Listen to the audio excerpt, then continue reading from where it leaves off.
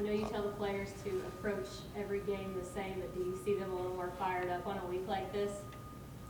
I mean, you always get excited when you play, not only just North Carolina, but in these events, period. You know what type of excitement you're going to have at the arena, those types of things. But when you're at Kentucky, I guess you're used to playing these types of games. So, but, you know, it's always good to play against these opponents because the coaches don't have to motivate. If the coaches have to motivate you for these types of games, then you're going to be in trouble. So, you know, I think the guys are excited about playing. How has Ugo looked in practice, and when he comes back, what are the kind of realistic expectations immediately for him, seeing as how he's been out so long? I mean, that's a good question because we don't know ourselves. He's been pretty good in practice. You know, Ugo played last year. I think it helps him a little bit more than Aaron just coming in the first year. So Ugo has a pretty good idea about what we're doing and what we're asking him to do. He's been good this week. We're looking forward to getting him out there. I think he brings a different presence in terms of physicality and again, defense. You know, that's the things he does, defensive rebounding. So we're looking forward to it just as much as you guys are. So, but he's done well in practice. You know, he's a kid that picks up things pretty quickly, and he got some experience. He was here last year, so he understands a lot of the stuff that we're trying to do. What's the process like for the other players when guys have been out like that, trying to get them used to working into a rotation and practice and then carrying that over to a game? Actually, it's not easy. You know what I mean? Because you're used to playing with certain guys, they do certain things, and all of a sudden, boom, you thrust a couple guys in there. But that's what practice is about. We've been very fortunate to have some breaks in between the games we've played the last couple of weeks, so it makes it a little easier. But it's still going to take some time. You know, it's not going to be easy just putting them out there and thinking the guy's going to be able to do it. You know, how guys set screens, where guys going to be in certain areas. You know, those are things, you know, team chemistry that you've been working on and you haven't had them. So now all of a sudden you put them in. So, you know, if y'all think all of a sudden we're going to be this super well-oiled team because he got in, that always takes some time. So, but like I said, he's a kid that actually I think easier to fit in than actually Aaron was because he understands a little bit what we did in the previous season and how we do certain things. But it's going to take a little bit of time. All of a sudden we got these big guys. We haven't had them before. And it's going to be a little different. Kind of speaking to that, were you surprised Aaron played 29 minutes and was effective? Or at least it seemed like he was effective for those 29 minutes, even though it was only his second game. And yeah, he got his feet wet, though. Yeah. And I think he got his feet wet in that first game. And now I think he knew what to expect. And he played well. I mean, that was it. He played well. We kept him out there. If he didn't play well, we probably would have subbed him a little bit more. But he played well. So he got his minutes because he was out there. He played well. He fit in. He did the things we asked him to do. Got a little tired, but he played well. But I think the week before helped him. Although we lost, I think it helped him, his expectations of, okay, when I go in the game, this is what I need to do. So, and again, the extra week of practice. You know what I mean? Being able to go from Saturday to Saturday without playing again and him having a better understanding of what we're trying to do. Are there any benefits or disadvantages to playing back-to-back weeks in NBA arenas? Does that create any type of challenge, or is it just a basketball court's a basketball court? To be honest with you, Rupp is like an NBA arena. So, I mean, we play in an NBA arena every night. So I don't think that's a problem. So I would say no, because Rupp is as close as you're going to get as an NBA arena as a college arena. You know what I mean? So, I wouldn't say that should be an issue. Coach, moving back to the bigs, obviously different players, but the last time we saw a big of maybe Baycott's skill set was Dickinson, and he had a career game. So obviously teams are a little bit different now, but what do you see from Armando? What makes him good, and how are you guys going to be able to better handle him compared to when you guys played Dickinson? Hopefully we better handle him because we got two guys that can match up against him. You know, that wasn't the case against Dickinson. But I mean, he's very similar. I think Dickinson probably a little bit better offensively. But Baycoat, very powerful. You know, his game is all power. You're not going to necessarily see him step out and shoot threes. It's going to be all around the basket. He's going to mush you a little bit. And we got to do a good job against him. We can't let him control the game by just out-physicalness. So I think that's a big part of it with him. Carolina's a little different. He's a better runner than Dickinson. Carolina likes to play a lot in transition. So that's one of the things we got to look at a little bit too. Aside from transition, how much have you been able to watch them this season? What other things do they do well on the court? I mean, that's a big part of what they do is transition. R.J. Davis, very good offensive player. We've played against them in the past. They haven't changed much. But I mean, Carolina's Carolina. We're not ready to play. The biggest thing is if you don't stop them in transition, you got no chance. Then you got to play good half-court defense. But Baycott and Davis are two really good players for them. And, we got to make sure they don't really control the game. And if we do that, then we make our chances a little bit better. Coach Cal keeps talking about how Rob Dillingham, he plays very well, but then he'll go and make the hardest play and make a mistake. Not necessarily necessary, but he's trying to, I guess, what goes into balancing out someone who's still trying to find the way to make an easier play as opposed to making a hard play? Well, we've been watching a lot of film with him, individually, just him, and making him understand, Cal gives him a lot of freedom to be able to play because he's a good player in that respect. But like I always say to him, don't abuse your privileges. And when you start abusing your privileges, then your privileges gets taken away. But he's a really good talent in terms of scoring the ball, and he's young. So he's going to have his ups and downs. Our whole thing to him is just continually just keep getting better. Because he's a great asset for us off the bench, as you all know. He's excited, he can score. But like most guys, it's a learning curve. And he's still learning it. It's still early. We're getting ready to get in the league season. But I actually think he's actually been playing better and better and better. So getting a little bit better at what we're doing. But we just got to stay on him about keeping after it. You said it's still early. Obviously, you'd like to see a win Saturday. But besides that, what are some things you'd like to see from this team or maybe certain individuals? I mean, the biggest thing is going to be our adjustment with adding the players. Because I think we're going to play a little bit different in terms of our speed. And when you have the big guys, do you post up more? Do you have a little bit more of a post presence? You guys all love it because y'all think we're shooting all these three-point shots, and everybody comments on it. But, when you get guys, you got to have some balance. If you're really going to be good, you got to have some balance. You got to be able to score inside. You got to be able to score outside. So I think that's one of the things going forward. That's going to be our biggest thing, and also to our defense. We got to be better defensively. And I think that the big guys will help us out a little bit. We'll have more rim protection and those types of in those areas. So I would say just adding those guys and having a better understanding what each guy needs to do, what his role is on the team, and defensively, just putting it all together defensively. Those three-point attempts are still pretty high for a Cal team, but they have gone down the past few games. Is that by your all's design? Is that just kind of playing with what the other defenses are? They trying to run you off the three-point line more because you shot it so well? I would if I was playing against us. No, seriously. Yeah. You know what I mean? So sometimes you got to get other team credit. So they're looking at it like, you know what? Don't let these guys get in transition. Don't let them shoot threes. Run them off the line. So I think there's a little bit of both of that. But we shoot the ball well. So we're going to shoot them. And if they let us shoot them, we'll shoot them. This team's a good scoring team. Like, I think we score the ball. So when you score the ball, you can shoot it from anywhere. So I think we're a good scoring team. So it doesn't matter whether we're shooting threes, we're shooting twos, we're getting post-ups. I think we can score the ball at any position on the floor. So I think that's the biggest thing right there. I think that's why we score a lot of points. But the last couple of games, if I'm scouting against us, I'm saying don't let them get in transition and shoot three-point shots. So I think the other teams have to play that way. Coach, you've seen guys expand their games offensively and maybe even defensively, doing things that they weren't doing this summer.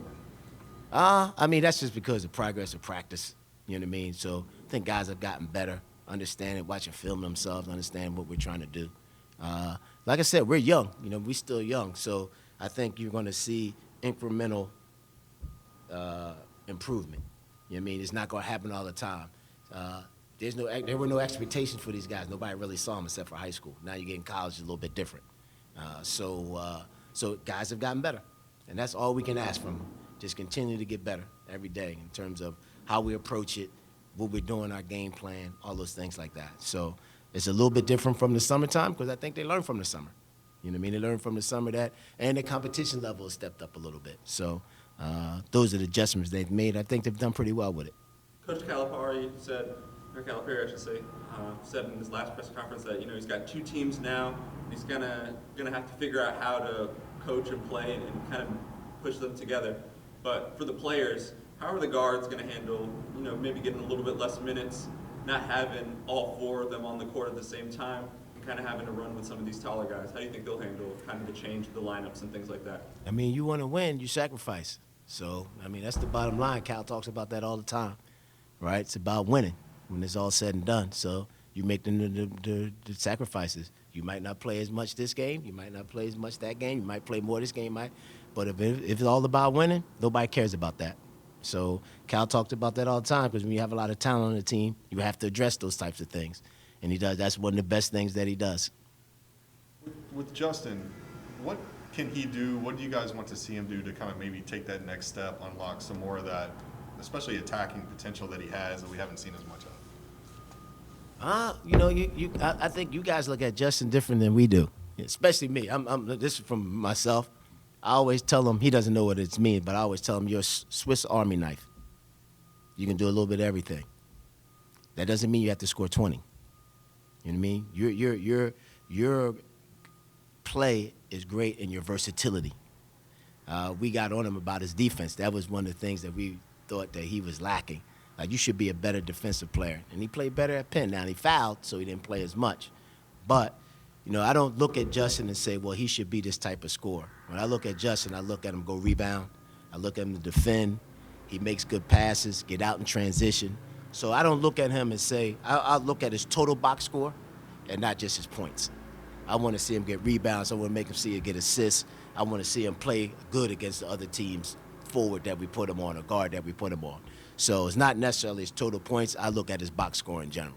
Is part of that getting on the floor for loose balls, saving the ball out of bounds Yes. that Aaron blocked, Yes. and starting the pass? Yes. Is all that kind of part of Yes. identity? Yes, I think that's what he's good at. I think, like I said, his versatility is what makes him good. Not necessarily how many points he scores or does he shoot the three or anything like that. I think when you look at his box score, he's getting 10, 12 points, 5, 6 rebounds, 3, 4 assists, and you see him make plays like diving down the floor, doing that. That's what makes Justin who he is, and not necessarily just total points.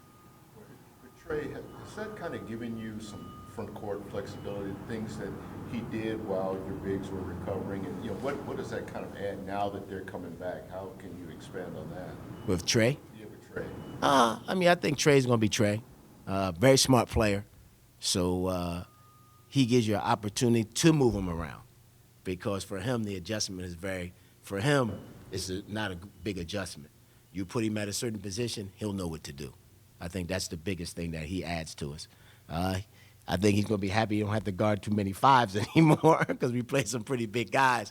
But you can put him out there, and he has a great idea of what he's doing. So I think that's the biggest thing that he brings to this team. So we can put him at the 4, we can put him at the 5. We can run offense through him. I mean, again, he's a very versatile player and very smart player also, too. So that really helps us out a lot. Bruiser, with the bigs back, Cal mentioned moving Jordan Burks back to the 3. Adu has been playing a lot of 4, starting at the 4. Is that a guy you're moving at all, or is he going to stay at the 4? No, he's been staying at the 4 mostly in practice.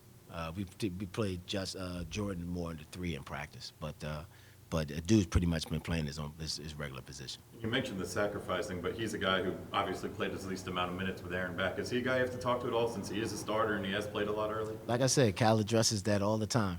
Just be ready for your time. You be ready. You be ready for your moment. It's going to be games he's going to play a lot, and it goes just because of the matchups. And there's going to be games that he doesn't, just because of the matchups. So, but Dude's been good. You know what I mean? He's giving us some great minutes. I think, with the other guys coming back, it gives us a little bit more length in our bench. So that hopefully that helps us out. When you play games like this, North Carolina, Kansas, and such, marquee games like this, do you get a chance to appreciate what it means, I guess, in terms of this program, in terms of its overall importance in college basketball, that you play fellow blue bloods almost every year at this time, and what kind of appreciation does it give you for what kind of program this is? For myself personally, not necessarily, because you're going to play against those teams like that. I'm going to tell you what's different about before I came to work with Cal. He used to always tell me, everybody's Super Bowl. And I'd be like, whatever. You know what I mean? Stop, man. Here you go. That's just stuff, right? I'm not trying to hear that.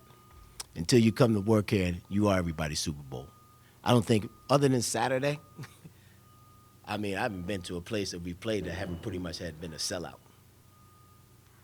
So I think that's what Kentucky brings to the table in terms of that. So when you go up against the Kansas and things like that, you know, those are your expectations. That's what you expect. But I watch some film and we'll go play a team in the league and you watch they have their stands and there's nobody there and you go there and everybody's there.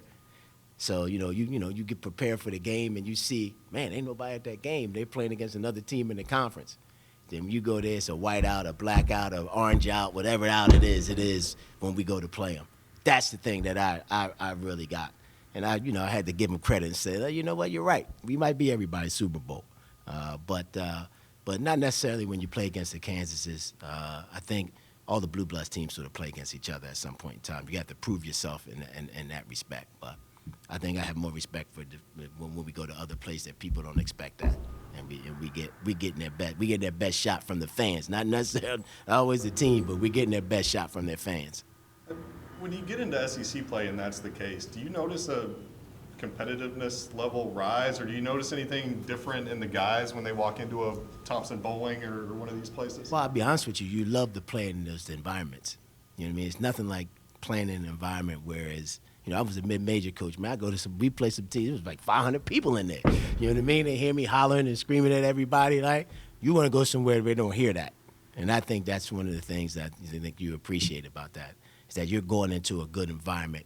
You get you up to play. Gets the coaches up also too. You know what I mean? So, so you like that as a player. You know what I mean? That you're gonna go into some players and you're gonna have a great environment to play in. Piggyback off of that question, obviously the conference play just around the corner.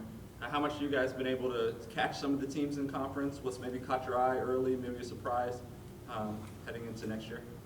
Me myself, I watch a lot of games. I watch a lot of basketball games, especially conference games. But we've had some teams that have surprised. We've had some teams that people are a little surprised at their losses. But I think you can look at that all around the country. But SEC is going to be SEC. When it's all said and done, it's one of the top 2 or 3 conferences in the country. We've had some big wins against some teams.